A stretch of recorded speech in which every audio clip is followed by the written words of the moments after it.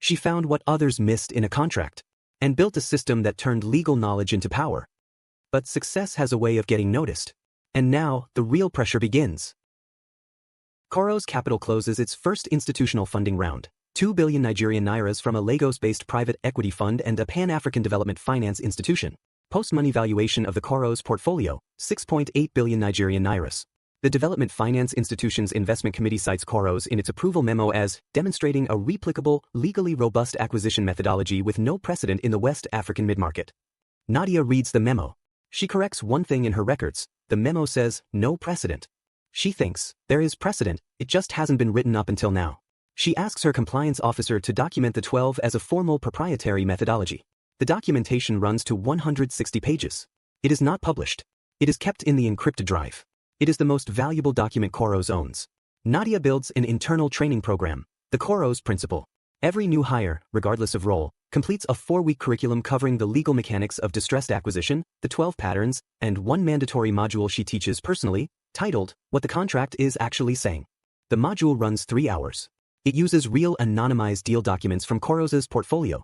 It asks participants to find what the drafting permits that the parties never intended.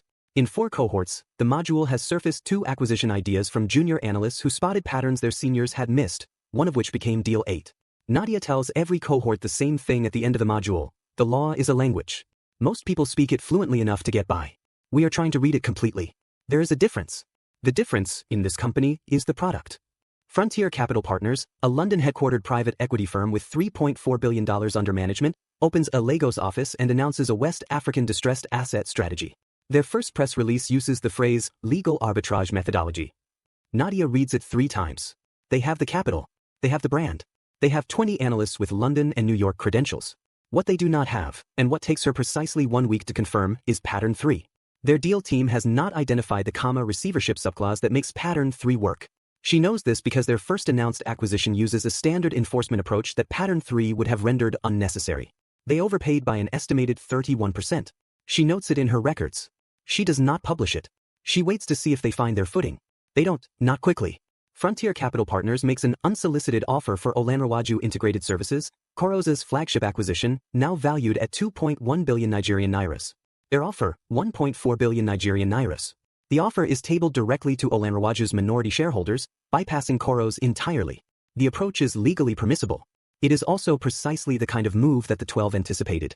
When Nadia restructured Olanrewaju's shareholder agreement at acquisition, she embedded a right of first refusal mechanism combined with a drag-along threshold that requires 78% minority shareholder consensus before any unsolicited offer can proceed, a threshold Frontier cannot reach without Koros's cooperation. The offer dies in the shareholder register before it reaches a vote. Frontier's Lagos managing director sends a note requesting a meeting. Nadia replies, 1 sentence. We'd be happy to meet. Please review Clause 14C of the Olanrewaju shareholder agreement before you arrive. The Securities and Exchange Commission of Nigeria opens an inquiry into Koros Capital's acquisition methodology, prompted by an anonymous complaint alleging systematic exploitation of legal deficiencies in distressed companies. The inquiry requests full documentation of all 12 deals. Nadia submits 4,200 pages of documentation in 14 days. The submission is comprehensive, chronologically indexed, and accompanied by a 20-page legal brief that she writes herself, titled, On the Distinction Between Exploitation and Expertise. The brief argues, with case law citations from 8 jurisdictions, that identifying and acting on legal structural conditions is the foundation of all commercial law practice, and that Koros has operated entirely within the statutory framework at every stage of every transaction. The inquiry examiner later tells a colleague privately that it is the most thorough voluntary submission she has received in 11 years. The inquiry closes in 60 days. No finding against Koros. Nadia's third most senior deal analyst, a 26-year-old named Emeka Udo, who has been at Koros since month 14 and has participated in 7 acquisitions, resigns and joins Frontier Capital Partners. He takes no proprietary documents. He takes everything he learned. Nadia is informed on a Monday morning. She does not call an emergency meeting. She does not pursue legal action. There is no non-compete applicable under his contract's jurisdiction, and she drafted his contract herself. She calls a team meeting on Tuesday. She says, Emeka is talented and he made a rational career decision. What this tells us is that we need to make Koros the kind of place where the people we develop want to stay. That is an operational failure I own. She announces a senior analyst promotion scheme that afternoon. Within 3 months, 2 analysts promoted under the new scheme identify acquisitions that generate 340 million Nigerian nairas in combined value. The playbook that left was already being replaced. Frontier Capital Partners attempts a receivership subclause acquisition, pattern 3, on a Port Harcourt Energy Services company. They executed incorrectly, triggering an unintended crystallization of a floating charge that makes the acquisition immediately contestable in court. The deal is publicly challenged within 10 days. The Port Harcourt court issues a holding injunction. Frontier's Lagos managing director resigns. The pattern Emeka Udo carried to Frontier was real. The execution understanding was not. Nadia reads the court filing on a Friday afternoon. She does not say anything about it publicly. She does not say anything about it to her team. She adds one line to the pattern 3 documentation in the encrypted drive. Pattern 3 requires exact sequencing. The clause activates only in the correct order. Sequence error equals crystallization trigger. C. Frontier Capital v. Okafor Energy Services, 2025. She locks the drive. She closes her laptop. She goes for a walk. Frontier Capital Partners' new Lagos managing director, appointed after the pattern 3 debacle, contacts Nadia. Not with an acquisition offer. Not with a competitive approach. With a co-investment proposal. The meeting is 35 minutes. Frontier proposes a deal-by-deal co-investment structure. Their capital, Koros's methodology, joint deal teams, shared carry. Nadia listens to everything. She takes 3 days. She comes back with a counterproposal. Koros leads all deal structuring and methodology. Frontier provides parallel capital at agreed co-investment thresholds. All deal documents produced by Koros remain Koros' intellectual property. Frontier agrees to all 3 conditions. The first co-investment deal is in market within 60 days. It is the largest transaction either firm has ever done. Combined asset target, 7.2 billion Nigerian nairas. Koros Capital closes its Series B, 8 billion Nigerian nairas in new committed capital from 3 institutional sources. Post-money portfolio valuation, 12.4 billion Nigerian nairas, crossing $800 million equivalent. Nadia Osei is 29 years old. She is the youngest founder to build a billion-dollar private equity portfolio in West Africa. She is the first woman to do it. The announcement runs in Business Day, the Financial Times Africa edition, and Bloomberg Markets. Her phone does not stop for a day and a half. The message she reads first is not from an investor. It is from her former senior partner at the law firm she resigned from, the one who took the Crestline press meeting without her. He writes, "I should have let you run that deal. We both know it. Congratulations, Nadia." She reads it twice. She replies, "Thank you, sir. You gave me the reason to build it myself." She means it completely. Nadia launches the Koros Academy, a 12-month fellowship for young Nigerian lawyers, accountants, and analysts focused entirely on distressed asset law, deal structuring, and the legal mechanics of commercial recovery. First cohort, 20 fellows, fully funded. The selection criterion is not academic record. It is the same question she has been asking since she hired Son Oyeleran. What's the difference between a loophole and a legal right? She reads all 340 applications herself. She selects the 20 whose answers show not just intelligence, but the specific quality she has been building Koros on for 4 years, the ability to read what a document is actually saying. 3 fellows from the first cohort are offered Koros positions at program end. 2 join. 1 starts their own fund. Nadia backs the one who starts their own fund. She was always going to. A Koros Academy fellow, a 24-year-old named Adiz Obi, identifies a previously undocumented acquisition pattern in a Kano-based manufacturing insolvency. It involves a pension trustee's statutory priority conflict that creates a compulsory asset separation unavailable to standard creditors. Nadia reviews it for 2 days. It is correct. She calls it pattern 13. She adds it to the encrypted drive. She tells Adiz, "You found something I missed. That is the best possible outcome of this program." Adiz asks, "Did you look for this pattern before?" Nadia says, "I looked for patterns in the documents I had access to. You found it in a document I hadn't seen." Adiz says, "Should I keep looking?" Nadia says, "Always." She updates the academy curriculum that afternoon. The module now covers 13 patterns. The document is no longer called the 11. It hasn't been for a while. But this is the first time someone else added to it. Koros Capital manages a portfolio of 14 operational companies across 6 sectors in Nigeria and Ghana.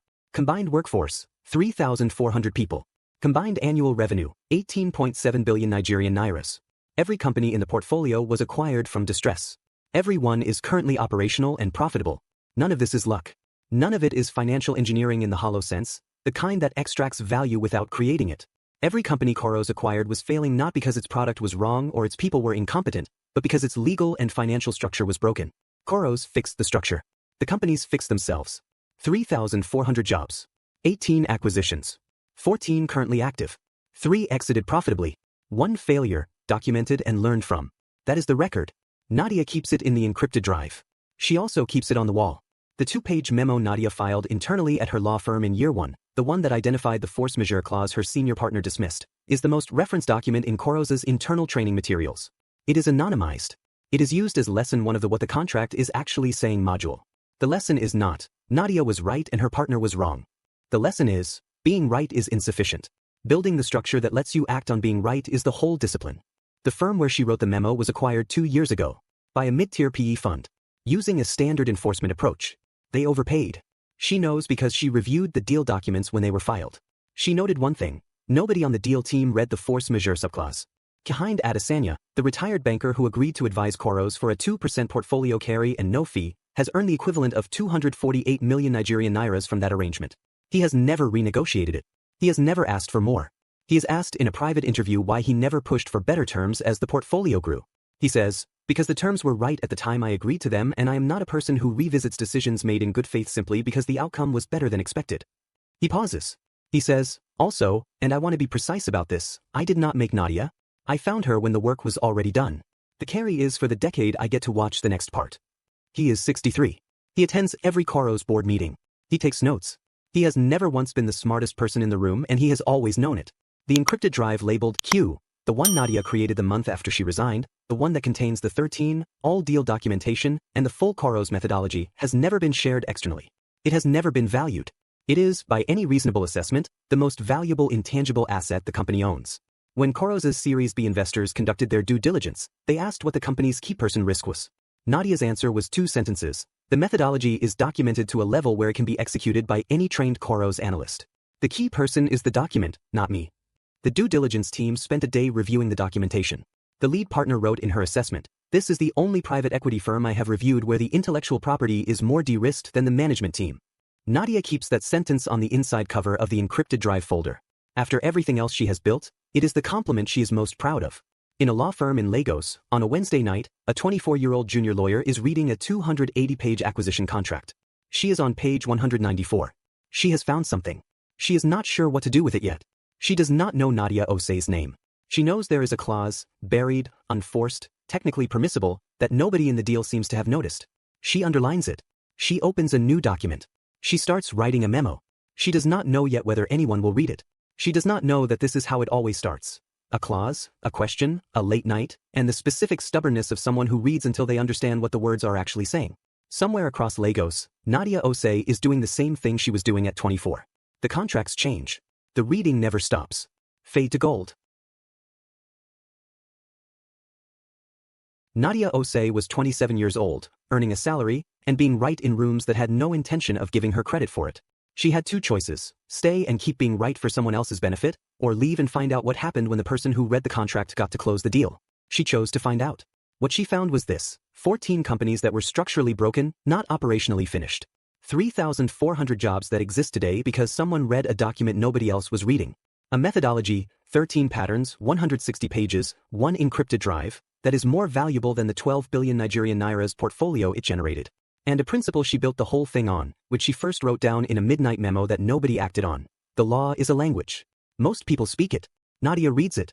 If this story made you think differently about what real expertise looks like, where real value hides, and what becomes possible when you stop waiting for the room to recognize what you know, then you belong here. Subscribe to the Dawn Film Vault. Because we don't just tell stories of people who rise fast.